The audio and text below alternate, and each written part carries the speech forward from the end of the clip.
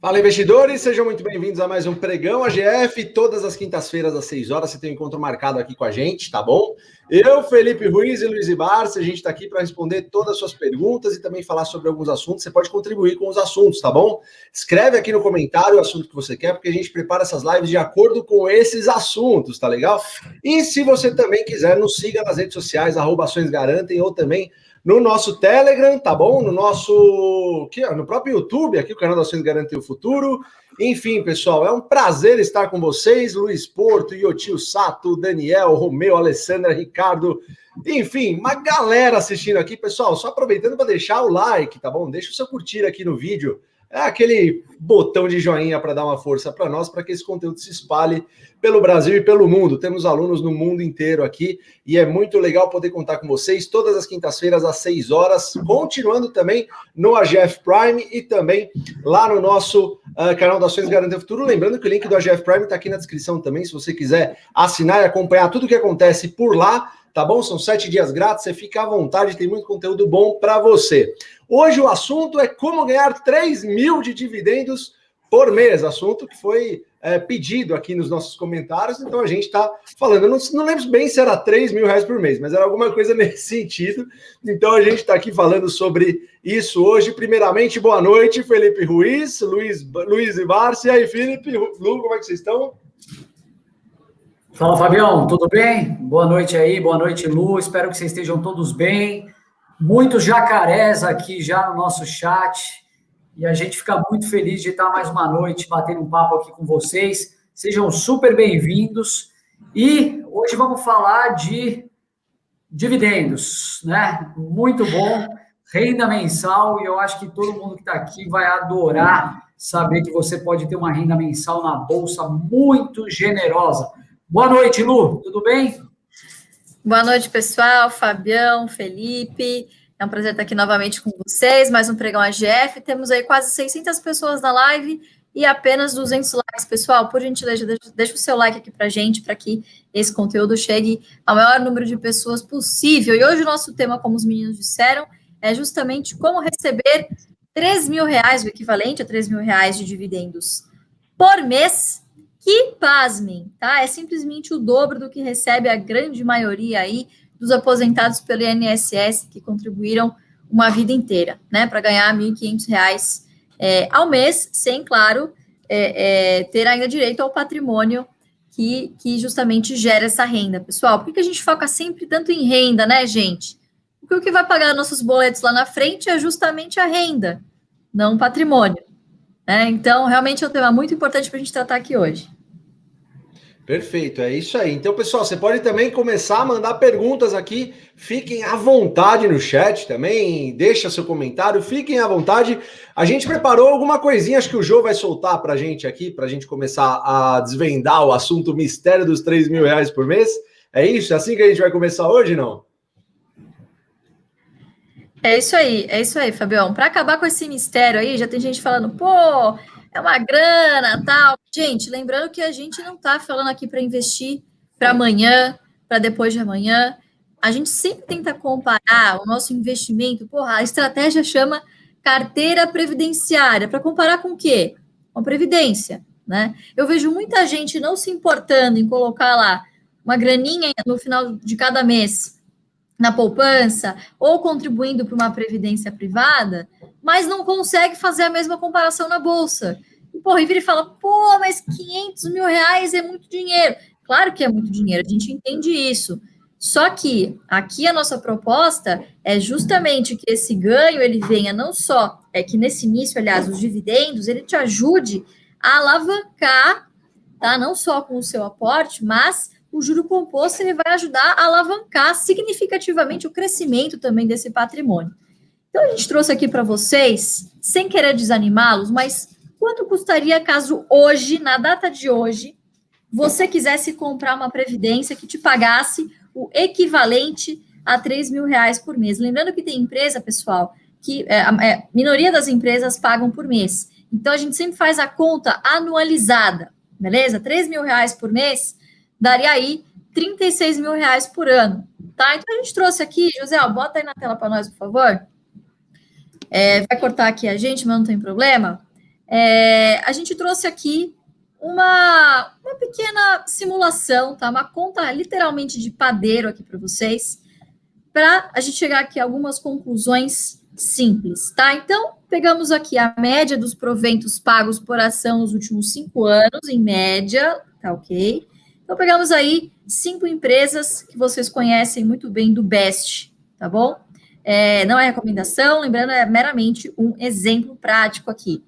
E a gente chegou primeiro no cálculo de meta em ações. Então, qual que é o cálculo aqui? Bom, quanto que eu quero ter por ano, no caso 36 mil, dividido pela média dos proventos, ok? 91 centavos, R$ 2,00 na BB Seguridade, 2,27 na transmissão, 0,95 na Tietê e 0,73 na Itaúsa. Na transmissora, pessoal, a gente excluiu, tá? A gente fez um ajuste aí, porque ano passado ela distribuiu um super excedente, um super dividendo, então, para não destoar muito das contas, a gente acabou excluindo aí esse efeito extraordinário, beleza? Então, basicamente, o investimento total hoje, considerando essa meta em ações, para vocês receberem o equivalente a R$ 3.000 de dividendo, está aí na tela, ó, nessa quarta coluna. Então, hoje, o maior desembolso que vocês precisariam fazer seria no Santander, tá? O equivalente a R$ 800 mil. E o menor investimento que vocês fariam hoje, metade desse investimento seria na BB Seguridade, o equivalente ao montante a R$ 400 mil. Na coluna ao lado, eu coloquei só para vocês darem uma olhadinha como que ficaria esse cálculo durante a pandemia. Não peguei a mínima, peguei exatamente o dia de hoje, só que em maio de 2020. Vejam só a diferença. E aqui quero chegar a algumas conclusões com vocês. Vejam como o preço importa. Quem fez essa conta na época, né, em maio de 2020, hoje está com um dividendo muito provavelmente superior a esses R$ 3.000. Pode ser que esteja, né? O yield on cost, ele é muito superior, porque os preços pagos foram também muito menores. Tá? Então, primeiro ponto, preço importa. Segundo tema aqui, vejam só como tem algumas empresas, quanta diferença, né? Principalmente aqui no Santander.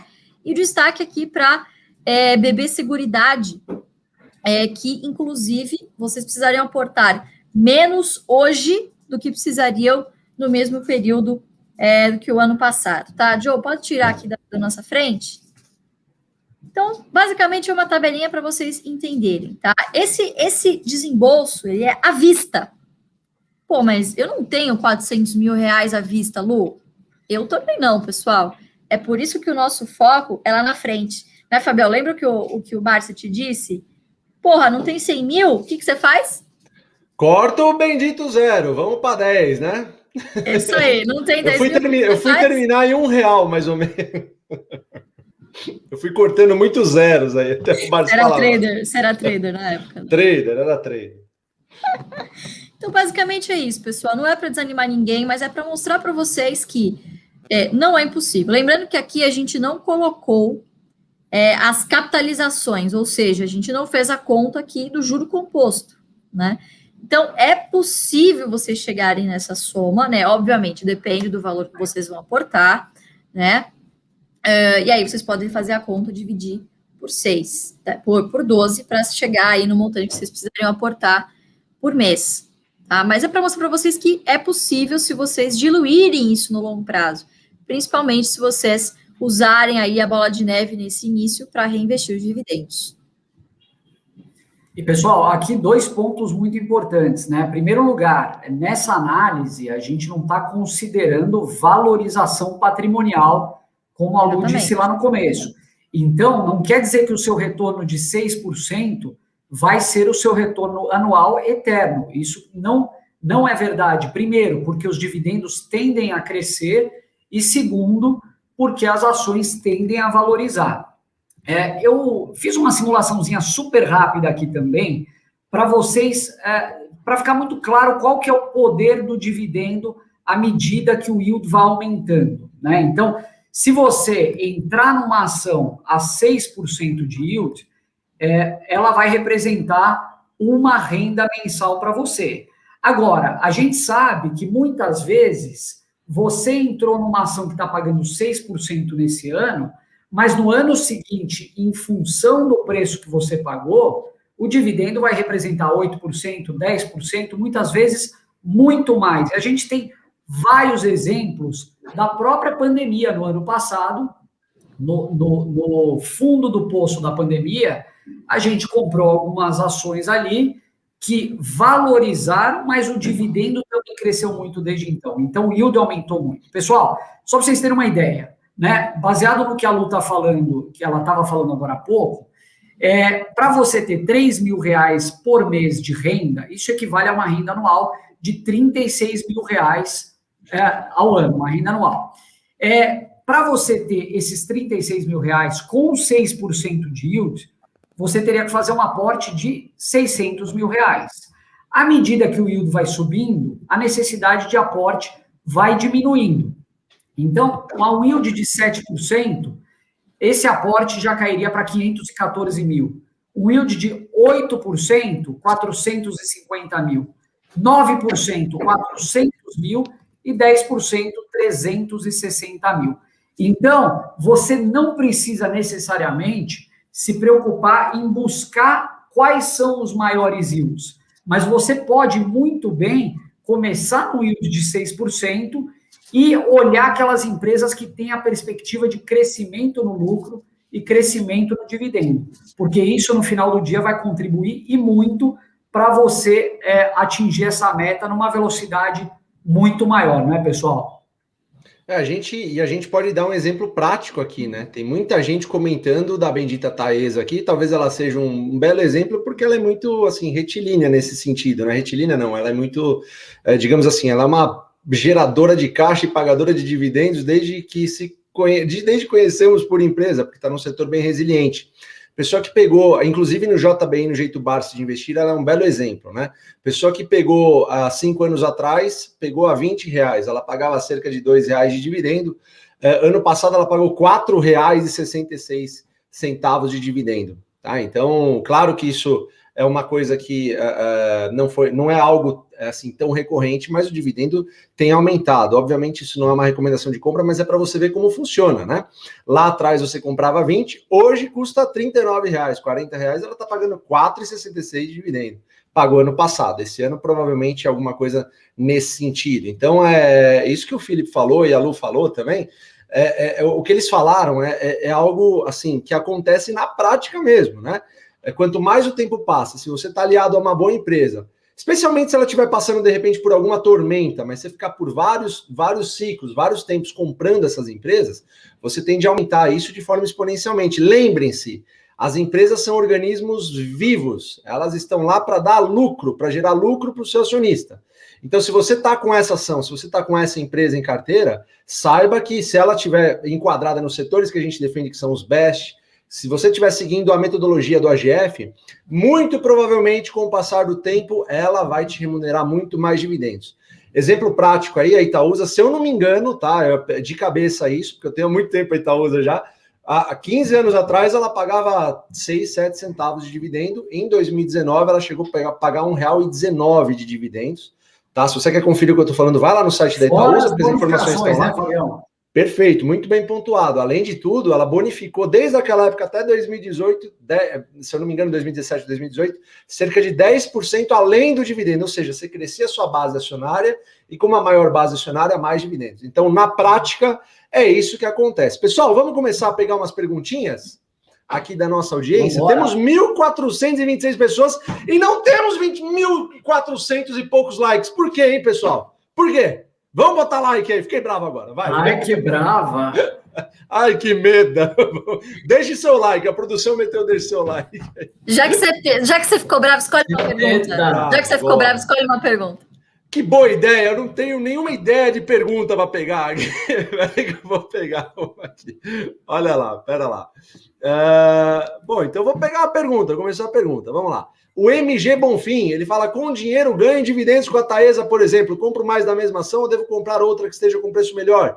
MG Bonfim, obrigado pela pergunta. No JBI, no Jeito Barça de Investir, a gente defende que você deve comprar a melhor oportunidade do momento. Se ela não for Taesa, é outra. tá bom? Então, se você está achando que ela está cara, se você está achando... Isso, a gente tem o Stock Guide lá no AGF Prime, que pode te orientar melhor a respeito disso.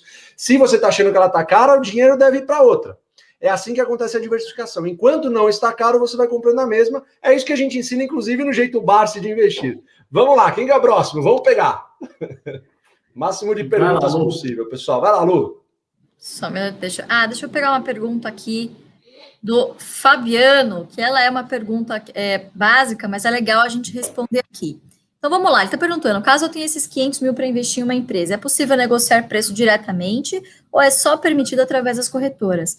Fabiano, legal a sua pergunta para quem está chegando na Bolsa agora, inclusive, parabéns aí, chegamos à marca de 1 milhão de mulheres investidoras na Bolsa de Valores, né, muita gente nova chegando por aqui. Fabiano, obrigada aí pela sua pergunta. O único jeito da gente comprar ações é através, sim, de uma corretora. Tá bom? A Bolsa, ela atua aí como uma contraparte central, então não tem como você negociar isso, quer dizer, assim, até tem você como negociar por fora, por balcão, tá? Mas geralmente são contratos fechados entre investidores, é unilateral, então é mercado de balcão, tá? Então, investidor pessoa física, normal, precisa sim abrir conta em corretora para fazer essa intermediação, tá bom? Mesmo fazendo pelo mercado de balcão, precisa de uma corretora, se não me engano, para intermediar tudo isso, tá bom? Vai lá, Felipe. O Rogério Gonçalves está falando que a mídia e as casas de análise estão batendo nos bancos. Mas quem está falando mal, será que está comprando? Rogerião, eu vou te dizer que eu não sei exatamente se o William Bonner e alguns donos de casa de análise estão comprando bancos. Mas uma coisa eu posso te dizer com certeza. Muitas vezes, o mercado, ele te dá oportunidades fantásticas de você comprar boas ações a bons preços. E quando que essas oportunidades aparecem? Geralmente, quando alguma coisa não vai muito bem com uma ação específica ou com um setor específico. No caso do setor bancário, é um setor que já vem sofrendo desde o início da pandemia. Aliás, essa é uma crise originada no sistema de saúde, é uma crise de sanidade e não é uma crise financeira, o que acabou deixando os bancos numa situação muito melhor do que eles ficaram lá atrás na crise de 2008. Mas, de qualquer forma, a gente já começa a ver alguns sinais positivos nos balanços. Em nenhum momento, os lucros dos grandes bancos sofreram quedas vertiginosas. É claro, eles acabaram tendo que fazer algumas provisões, os lucros foram impactados, várias linhas do negócio acabaram sofrendo, linhas de receita, mas, em compensação, esses bancos acabaram passando por essa crise, que a gente pode dizer que o pior já passou, praticamente imunes. Então, eles fizeram as provisões, eles fizeram esse colchão de segurança, e estão navegando de uma forma relativamente suave. O que o mercado tem interpretado, né? A gente viu o balanço do Santander semana passada, que foi um balanço muito bom. Essa semana, balanços do Itaú e do Bradesco. O mercado não reagiu bem a nenhum dos dois, pior ao do Itaú do que ao do Bradesco. Mas o que é a questão aqui? Muito se fala em relação à qualidade do lucro gerado, né? Então, os bancos geraram lucro, mas não foi de uma qualidade superior. Agora, peraí, quando a gente fala de lucro, lucro é lucro, antes de qualquer coisa. Por mais que boa parte disso tenha vindo de reversões, de provisões, muita coisa não recorrente impactando esses resultados, mas lucro é lucro. Quando é prejuízo, ninguém questiona tanto, mas lucro é lucro. Quando a gente olha para frente, a gente pode ver que muitas linhas do balanço dos bancos já estão começando a dar sinais de melhora. Então, não dá para a gente imaginar que essa melhora aconteça de um trimestre para o outro. Vai ser alguma coisa progressiva. Mas, vendo que o pior já passou, vendo alguns números da maneira que vieram e as sinalizações de guidance, principalmente do Itaú, aí, que eu pude acompanhar mais de perto a teleconferência, eu estou muito confiante que até o final do ano a gente vai ver o resultado dos bancos melhorando, e muito. E na hora que melhorar, muita gente vai ficar arrependida por não ter comprado mais e falado, poxa, ficou dando sopa por tanto tempo e agora que as coisas estão boas, o preço já subiu. E para quem fala que banco digital talvez vá possivelmente arranhar os bancões, deem uma olhada aí nos resultados dos bancos e vejam o que está acontecendo na área digital de cada um deles, vocês vão se surpreender. Bom, Mara Schirmer, ela fala, como definir uma meta quantitativa de ações? Qual a quantidade ideal para cada ação? Mara, muito boa a sua pergunta, muita gente faz essa pergunta. Eu definiria, eu posso te dar um exemplo de como definir uma meta ideal em cada número de ações. Eu definiria baseado nas suas contas, o que você tem a pagar todo mês de boleto, enfim, vamos supor que você gaste R$3.000 por mês, começa com uma meta bem baixinha. Você tem que ganhar R$300 de dividendos por mês, e não 3.000, é 10%. Bateu esses 10%, você comemora, chama uma pizza, vai beber um vinho, porque você bateu uma meta, é a primeira meta. Depois do 300 para 600 é mais fácil, do 600 para 1.200 é mais fácil, e assim por diante. É assim que você vai estabelecendo metas e batendo essas metas, tá bom? Então, essa é a primeira, acho que a primeira, não é uma dica, é uma sugestão para que você faça isso, tá bom? Então, essas ações, você começa a fazer dessa forma, com essas compras, mas lembre-se que você não vai comprar a qualquer custo. Se uma dessas ações acaba subindo muito, aí sim você começa a fazer a diversificação. Por isso que é legal você, de repente, ter digamos assim, um pente fino de algumas ações que você goste, e você deixa preços tetos lá, o Stock Guide da GF Prime pode te ajudar, para que você possa comprar e não pagar caro. Aí sim, fazendo dessa forma, você vai diluindo as suas posições, diluindo não, você vai diversificando de acordo com o tempo, de acordo com o preço das ações, mas vá fazendo metas em pagamento dos boletos, porque ações, assim, as ações garantem o futuro. Então, o futuro vai ter boleto, tenho certeza disso. Então, você tem que ter dinheiro para pagar esses boletos e viver sua vida tranquilamente. Começa com metas pequenas e vai fazendo metas maiores conforme você for batendo as pequenas. Acho que essa é uma sugestão boa. Mara, vai lá, Lu. Vamos lá. Só complementando aqui a sua pergunta, Fabião, o Aloysio falou assim, sobre as respostas, seria apenas com uma ação? Aloysio, boa pergunta, tá? Muita gente tem dúvida quanto a alocação, né, do que fazer na carteira. A gente deu aqui o exemplo no início da live, né, com individualmente, né, se vocês quiserem montar com uma empresa. O que dá para ser feito ao invés de você fazer 36 mil, que seria a sua renda ao ano, em uma empresa, você pode atribuir pesos para as empresas que você quer ter na sua carteira.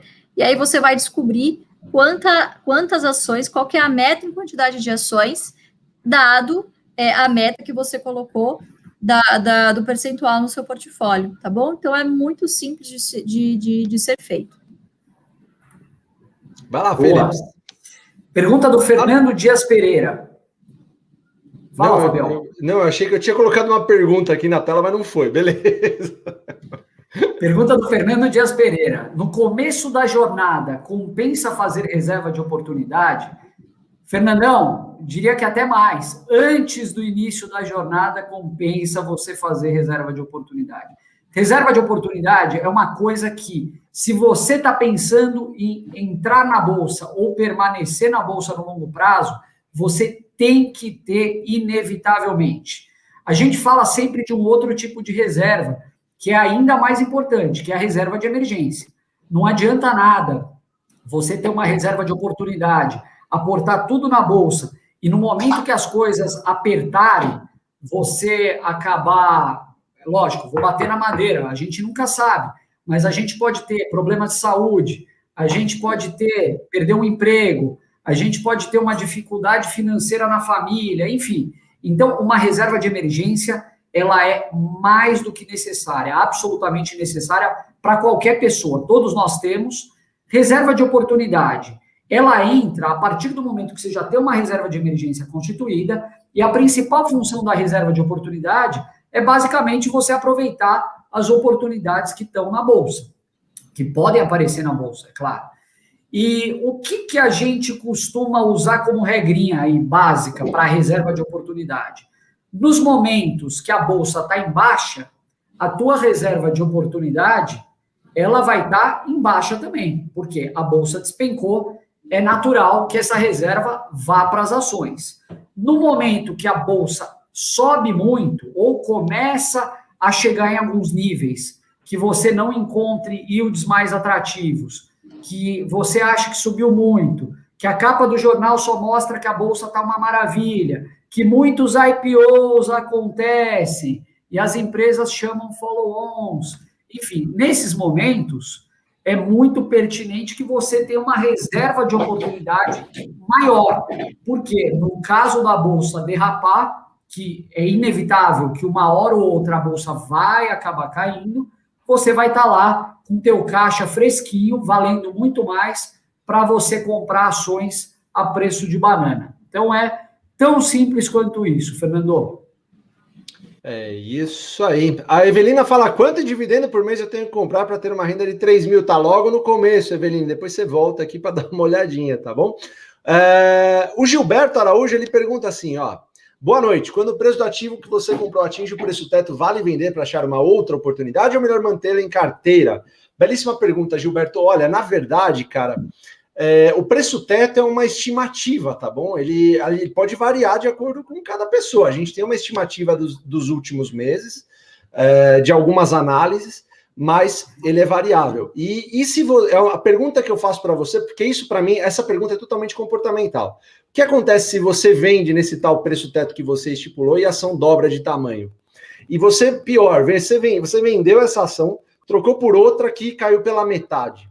Já aconteceu com nós três aqui. Como é que você ficaria? Então, eu acho que é bem mais psicológico essa pergunta do que você imagina e só você vai ter essa resposta, Gilberto. Agora, se a gente pode te ajudar de alguma forma, cara, eu acho que até você pagar os seus boletos e sobrar um pouquinho mais, eu manteria essas ações e só pararia de comprá-las, tá? Muitos de nós fazem isso até hoje, tá? Então, o Barsi, por exemplo, não vendeu o Banco do Brasil quando bateu, sei lá, 10 cruzeiros, ele comprou a 50 centavos.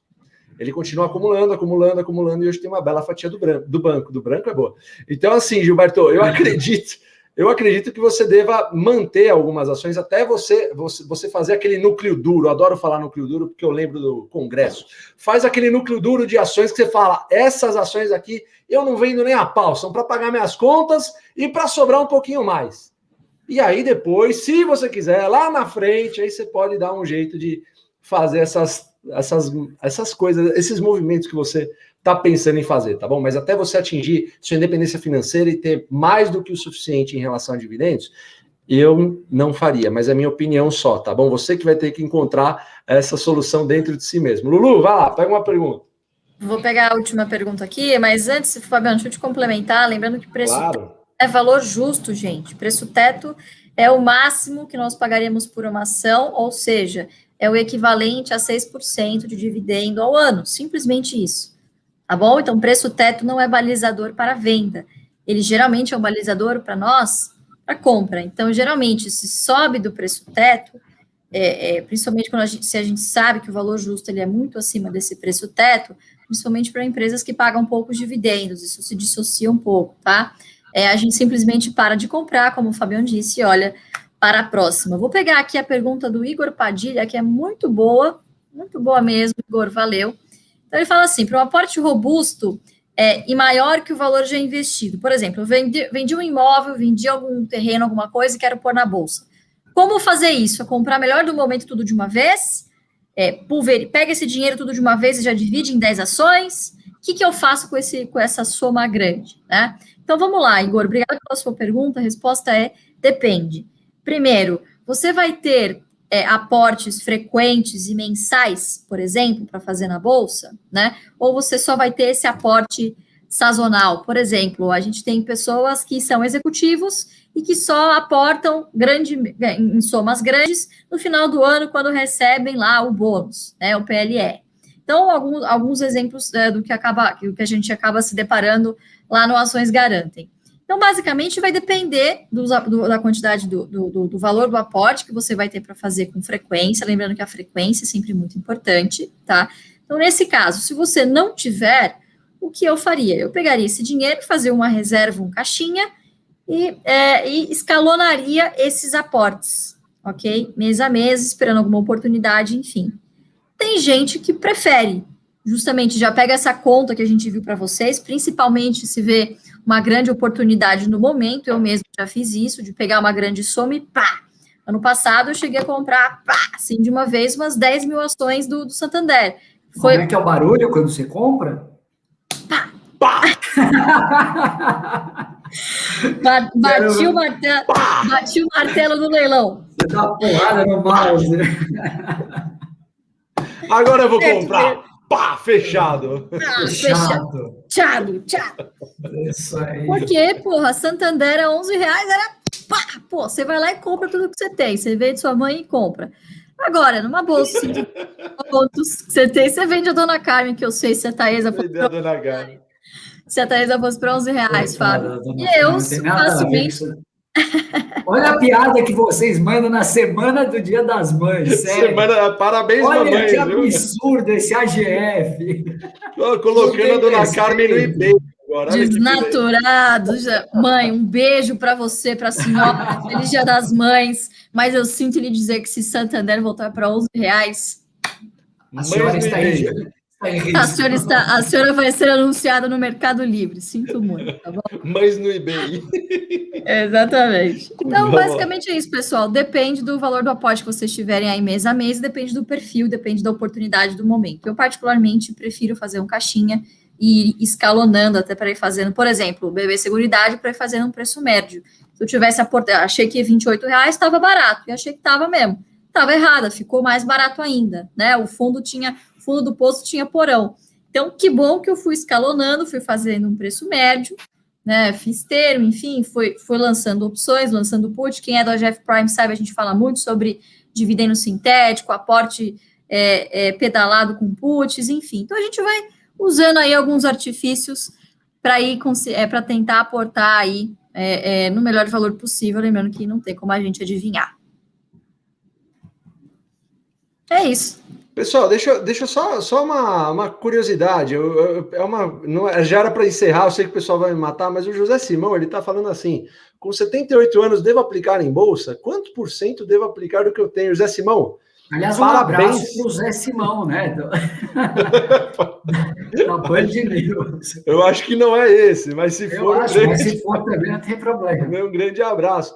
Parabéns pela iniciativa, tá bom? A gente conhece muita gente que já, assim, que começou com idade mais avançada e consegue fazer o JBI de maneira tranquila, tá bom? Quanto aos aportes, a gente fala no jeito Barsi de investir de uma forma bem mais tranquila, né? E você pode acompanhar aqui nos nossos canais também, tanto no YouTube como no Instagram. A gente não vai ter mais tempo para falar sobre isso, então eu quero agradecer todo mundo que está aqui. São quase 2.000 pessoas aqui. E não tem like para 2.000, é brincadeira, né? Pessoal, vamos botar o dedo no like aí, que é um joinha que fica aqui embaixo, para fazer com que essa mensagem chegue para o máximo de pessoas possível aqui. Pessoal, é uma grande honra estar aqui com vocês, respondendo o máximo de perguntas. A gente respondeu a pergunta do tema, você volta lá, tem muita gente perguntando se foi respondido, tá logo no começo, então comece, dá uma olhadinha no vídeo para você entender direitinho, porque a resposta da pergunta está lá. Luiz Barsi e Felipe Ruiz, um grande beijo a vocês dois, se cuidem e acho que é isso, né? É isso, pessoal. Obrigada aí pela grande audiência e quase 2.000 pessoas. Obrigadão e feliz Dia das Mães para as mamães aí de vocês. Valeu, pessoal. Obrigado a todo mundo. Um abraço grande, beijão para as mamães. Até mais, até a próxima.